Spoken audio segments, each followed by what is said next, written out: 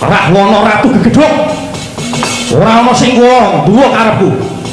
Yen kowe pancen ora rujuk nggo kunci Drasinta.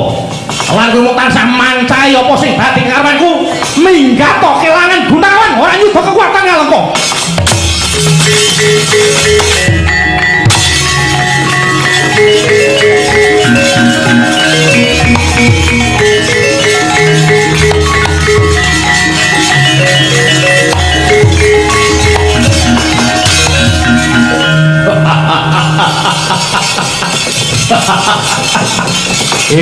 Dasamuka.